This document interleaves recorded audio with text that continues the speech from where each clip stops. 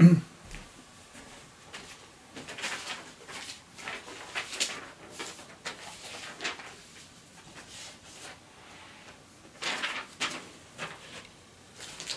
right, sorry, problem number 6, the last one on set A. This is a good problem.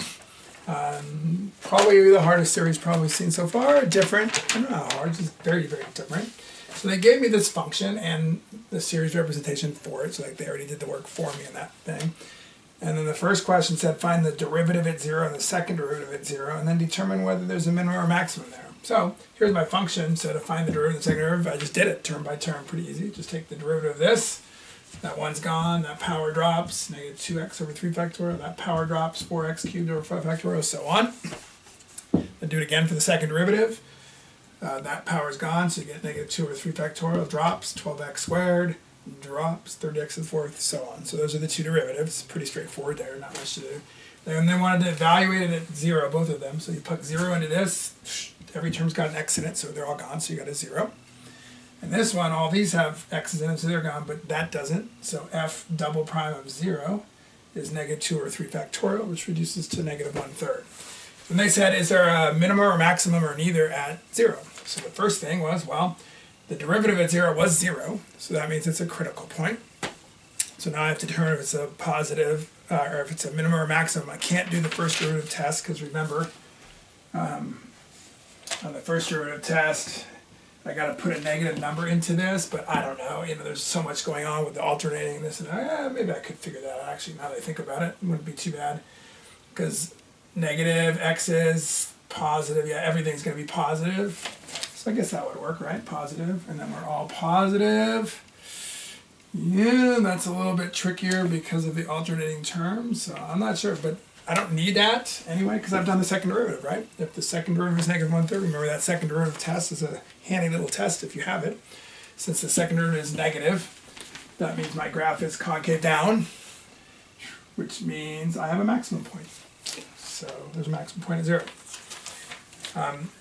Part B says, show that 1 minus 1 over 3 factorial is approximate f of 1 with an error less than 1 over 100. The error is just the next term. So that's the first two terms, right? 1 minus 1 over 3 factorial. So the error is just the next term. Pretty straightforward, I think. 1 over 5 factorial, which is 1 over 120, which is less than 1 over 100. So I'd say these two problems were pretty fair if you connected with them. They weren't that hard. I know it might have been hard to figure out what to do there because you might have been thinking something different. The next part is the tricky one, though, I think, for sure. Part C, you can see it's pretty long. The question says, show that xy prime plus y equals cosine x, or I'm sorry, show that y equals fx is a solution to this equation. So I just got to plug in and show that it all works, basically. So I'm just going back to my work here. This was my y. This was my y prime. So let's see if I can try to explain what happened here. So now I'm going to go xy prime. So I'm going to do xy prime. So I'm just going to take my y prime and multiply it by x. So you're just going to see each one of these is just going to get an additional x, right? So it's going to be x squared, x to the fourth, x to the sixth. So that's what you see here. This x squared, x to the fourth, x to the sixth, x to the, that's just the y prime multiplied by 1x, okay? Now I want to add that to y. That's y. So I just wrote it out. I'm going to show that that's equal to cosine x. So now I got this whole thing, which has infinitely many terms, by the way, and this whole thing, which has infinitely many terms, but they match up really nicely with the like terms. So first things first, I got this 1 floating around. But notice x squared, x to the fourth, x to the fourth, x to the sixth, x to the sixth. So we just add those like terms together. So we got a negative 2, they're both, and not only that, look at this, x squared over 3 factorial, x squared over 3 factorial, x to the 8th over 9 factorial. So everything's the same. So I just got a negative 2 here and a negative 1 here, gives me a negative 3 of those. For the fourth power, I got a 4 and a 1, gives me a 5. For this one, I got a negative 6 and a negative 1, it's a negative 7. So that's all those terms I actually got.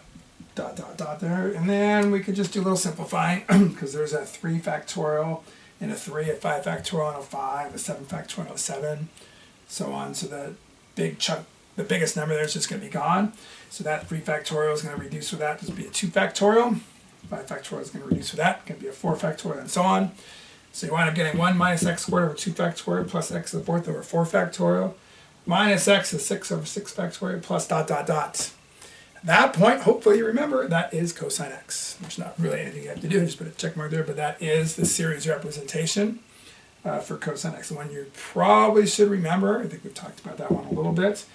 Without remembering that, it might be a little bit tricky. Definitely a little tricky problem for sure on that one. So that's it for 6, and that's it for set A. Set B coming up later.